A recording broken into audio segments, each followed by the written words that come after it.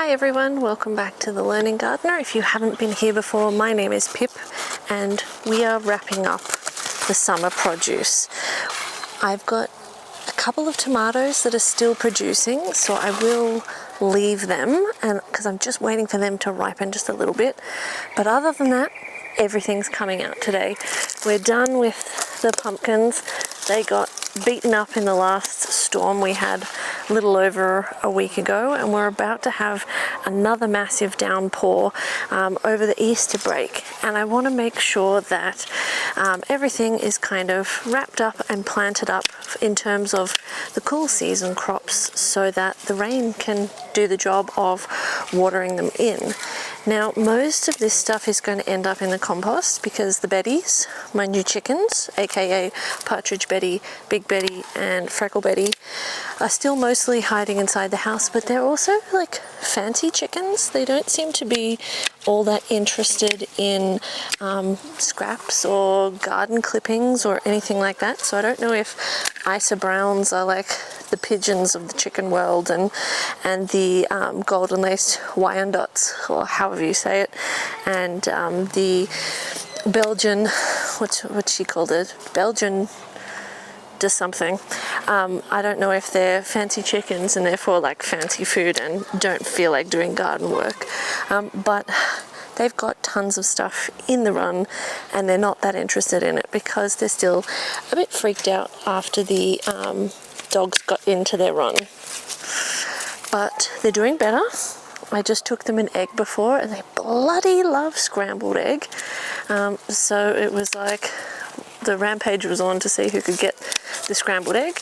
But so what we're going to do with all of these things, or for the most part, is pop them in the compost bin and they will become next year's soil for the garden beds. The rose clippings, because I've got to do so much deadheading of roses, they will all go in the garbage bin because roses frequently have, especially in this area because we're coastal, frequently have black spot, which is a fungal disease that, to be honest, I don't really worry about doing anything about it, but I don't want it in the compost and then ripping through the rest of the garden. So what I'm going to start with is cutting back this Queensland blue pumpkin. I'm kind of sad that it's over because it was like really beautiful and in its prime, and then that storm just took it out. But as I said, we've got rain around the corner and I want to get things planted up. I don't want to miss the window for brassicas because we missed out on brassicas last season, and yeah, so we're going to harvest all the pumpkins. And the other thing we got to do is see if our second planting of corn has produced corn, but pumpkins first.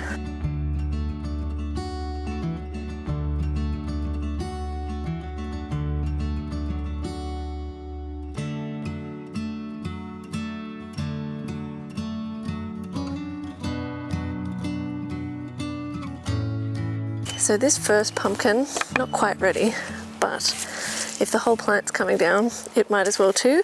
So I've tried to cut it with a nice long stem. Most of the other ones you'll see they have browned on the stem, which tends to mean that they are ready to go. And we've had a few that have been dropping on the ground, so I want to make sure I get them before they smash open. But this is actually surprisingly heavy for such a little pumpkin, but gee, it's a beautiful color, but it'll have to do some sitting on the kitchen bench before it's really ready.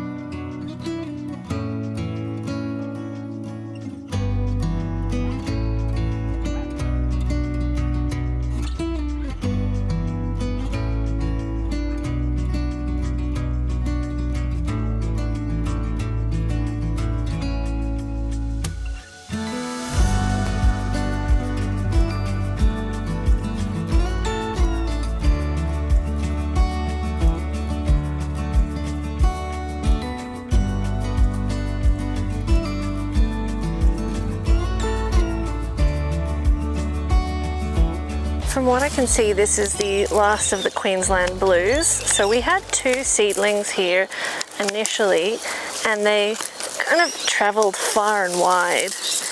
And I would say maybe half the ones we've picked so far have had the brown, dried off stem. We also had one here that fell off in that big storm a couple of weeks ago. It looked more like a cross between a Lebanese zucchini and a Queensland blue pumpkin. Haven't actually opened it yet. It's still sitting on the shelf, on the kitchen table. But to be honest, I know I could give some of these a little bit longer, but I'm really just running out of time to get my cool season crops in, so it just has to be now. So, and I'm glad, honestly, to get rid of this eyesore.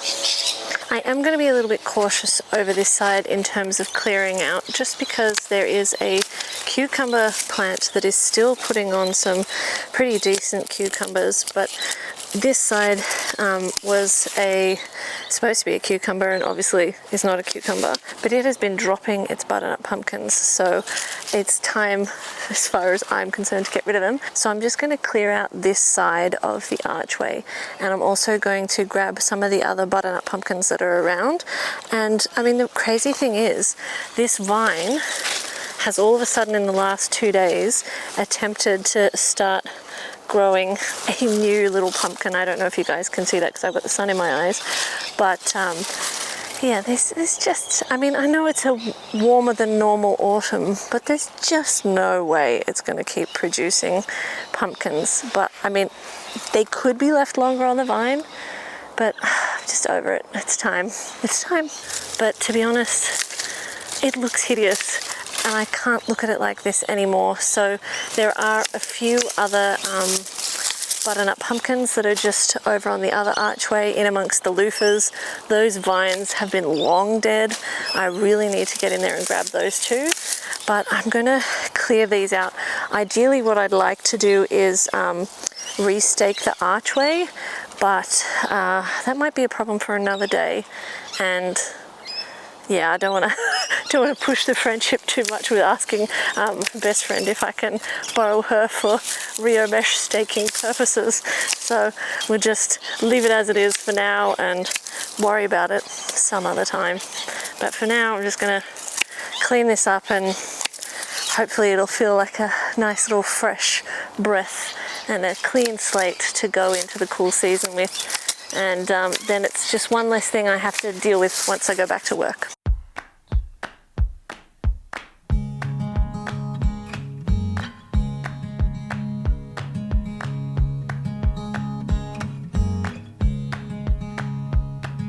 Something that makes us complete when we finally see. Here with the sun on our backs, it's all we need.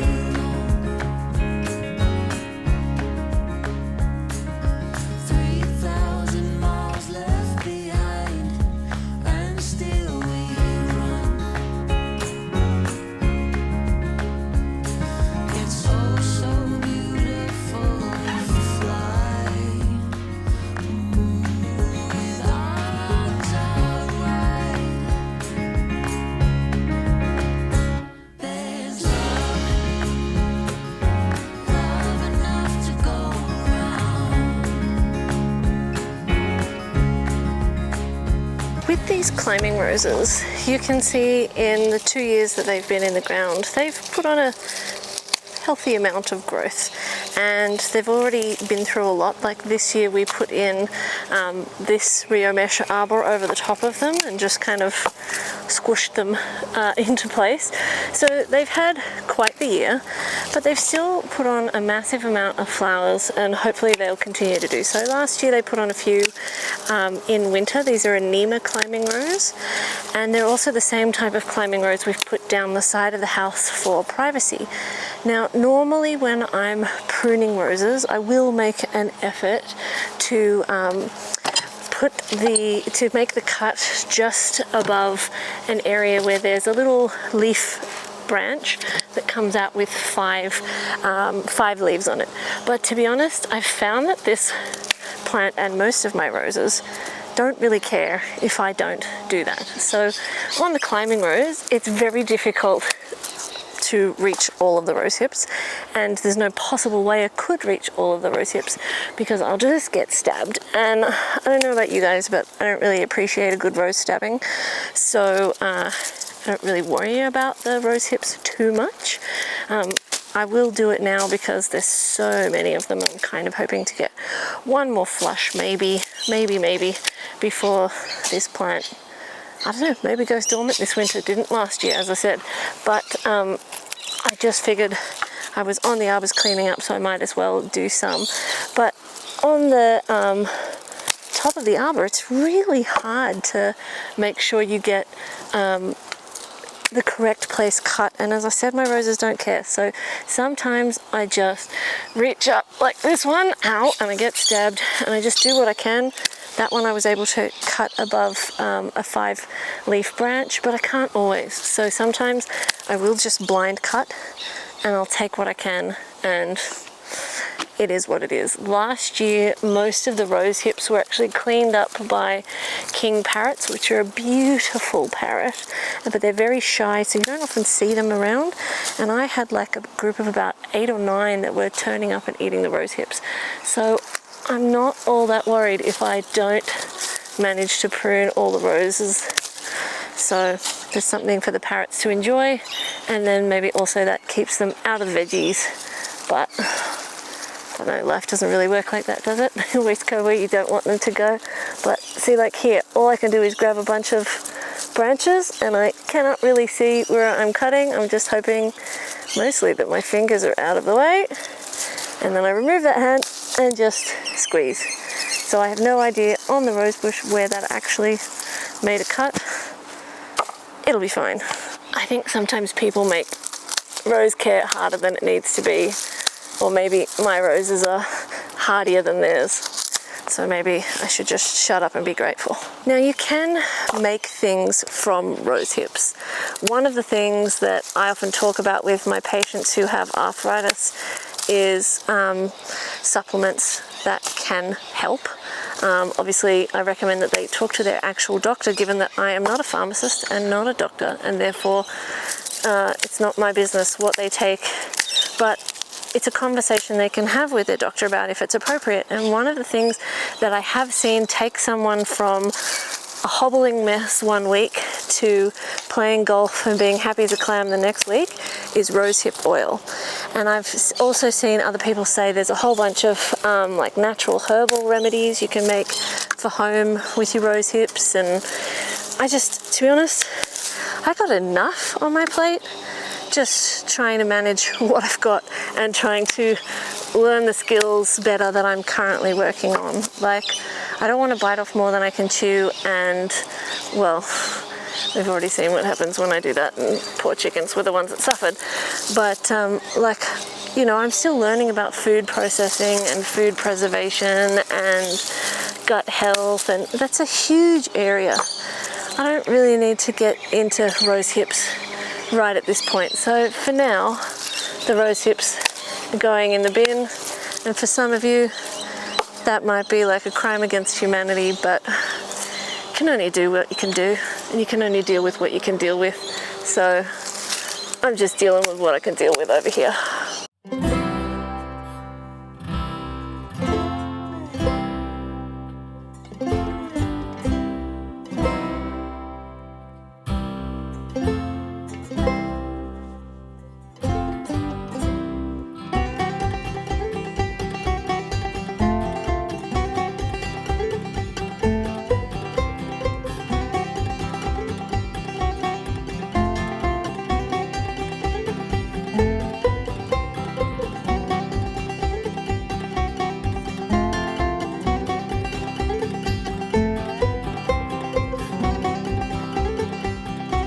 The last thing that we're going to be harvesting today is the second planting of corn. I think there were about 20 corn plants, and you can see, hopefully, again I can't see because the sun's in my eyes, that the silks have all browned off. They could go a touch browner, so I'm just going to check this one. The only thing was that I noticed that one of the corns had a bit of nibs on the top, and so I wondered if maybe somehow a critter had got in here, but this looks pretty fantastic. So I'm going to harvest the corn, because what I want to do is, this has pretty much exclusively grown corn. It's only grown corn, except the only variant from that is a volunteer tomato plant that has popped up in the last week or two, and obviously some weeds. And I want to pull everything, except I might leave the tomato, and if it wants to give me some tomatoes through winter, it's more than welcome to do so.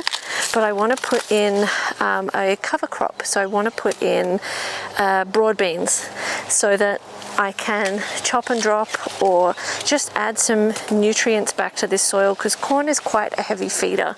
So I'm hoping that by doing that and having something growing in it and not sitting like it was last winter, that it'll produce even better corn. So this is the one that you can see, hopefully, again, can't tell because I've got the sun in my eyes, had a little nib on the top. But the nice thing about the browning silks is that that kind of tells you when everything's good to go. And ooh, a bit moldy on the top, but we can chop that off. But this one looks beautiful. And homegrown corn is really just a luxury. I just wish it was one of those things that you could kind of store for a little bit longer, because I love corn on the cob, but obviously mostly eat canned corn and frozen corn like the rest of us, because you know, it's all ready all at once. But the silks, when they brown, that indicates that the corn is ready to harvest. Each silk is connected to a kernel, words are so hard, a kernel of corn, and each silk needs to get pollinated in order for that kernel to actually fatten up and turn into a proper corn kernel. Challenges. So often when you see the top of a corn cob hasn't actually pollinated properly, it's because the silks didn't get pollinated. So hopefully we're going to get a good harvest out of here. But the other thing I'm going to do is start chopping these down, because it's too much to work in here and try and dodge through the weeds and the corn, and we've got to chop these out anyway, so it might as well all happen at once. And there are a few like old corn kernels, oh my god, I really just can't even speak anymore, that are in here that I just kind of left, and it'd be interesting to see what's in there, whether there's some dried corn that we can maybe sow from next year, like this guy. Oh no, I dropped it. Oh well. Okay, so let's clean this bed out.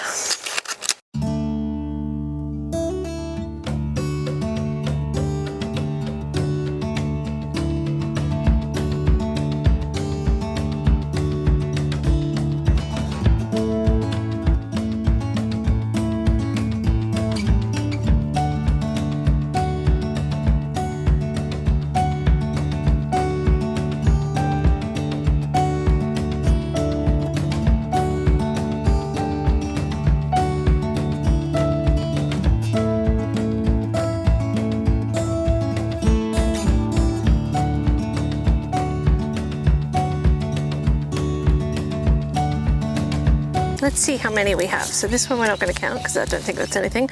1, 2, 3, 4, 5, 6, 7, 8, 9, 10, 11, 12, 13, 14, 15, 16, 17 and a teeny weeny.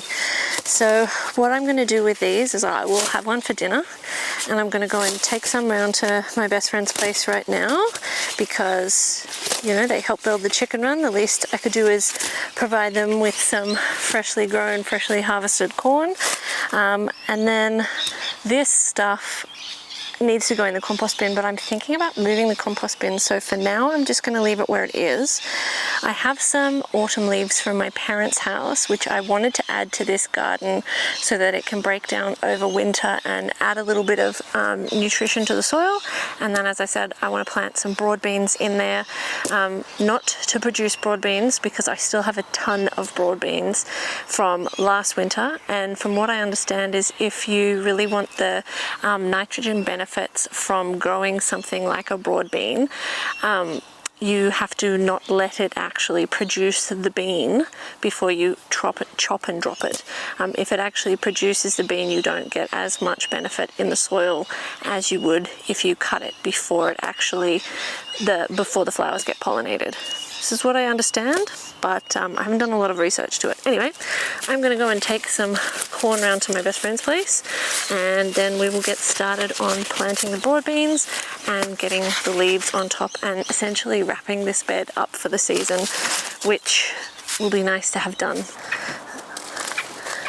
The blackbird has wasted no time getting in here. Come on, out you go. Little rat bag. It turns out my dad actually gave me kindling, not leaves, to bring home. So what I'm going to do is just plant the broad beans, cover them in some light mulch, get everything watered in, and then we've got one more job to do for today. But for now, we're popping broad beans in, and hopefully they will produce some nice, beautiful, nitrogen-rich material that will become beautiful soil down the track instead of blackbird food. I forgot to mention I ended up pulling out the tomato plant just because it was a bit broken and battered, so it wasn't really in the prime condition to attempt a survival through winter. So it's gone. And everything's gone. I've just left the very, very bottom of the corn stalks in. They can compost in place and hopefully feed the worms that are in this bed. This is a hugelkultur bed anyway, so hopefully there's a ton of worms working on breaking everything down that we've left behind.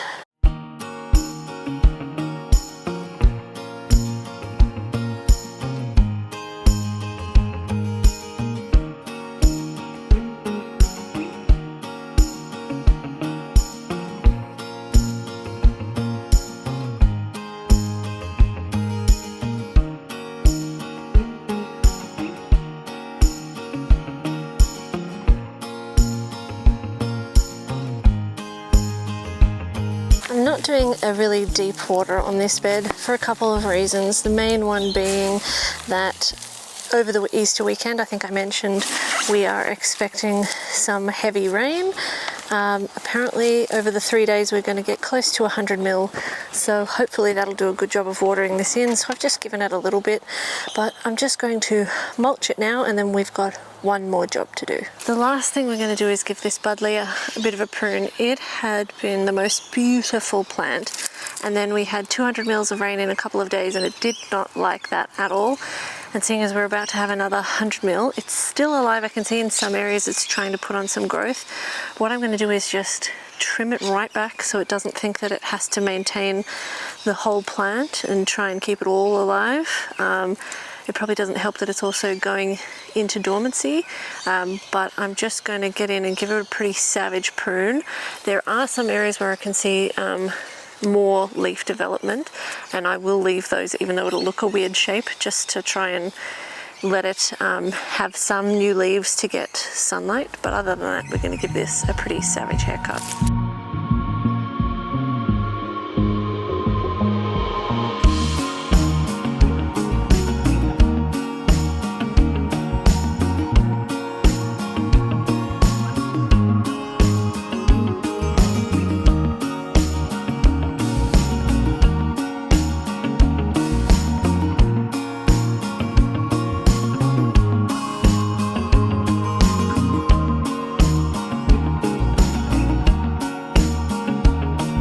tomorrow one of the things I need to do is start bringing some mulch from the front yard and putting it in the Betty's run to prevent soggy soil for the rain that's ahead. But given that I had a surgical procedure yesterday, I just wanted to give myself like a full 24 hours to recover before I started shoving wheelbarrows full of mulch around, and just to kind of see how I felt. So for now I'm going to leave that mess just there because it is on the way to the garbage bin, so there's no point moving it twice, and at least this has had a pretty savage prune. It looks pretty bad, so I guess we'll see next year if it wakes up from dormancy, if it's survived the soggy soil that it's not appreciating right in this spot. I hope you guys have enjoyed hanging out with us as we harvested our 9 Queensland blue pumpkins from 2 vines, and we got 8 butternut pumpkins, and there are a couple of others that have fallen off this vine already, and again that was from I think 2 or 3 vines total. We've also got a stack of corn and 1 little cucumber, so not a bad harvest for the middle of autumn. I'm pretty happy with the amount we got.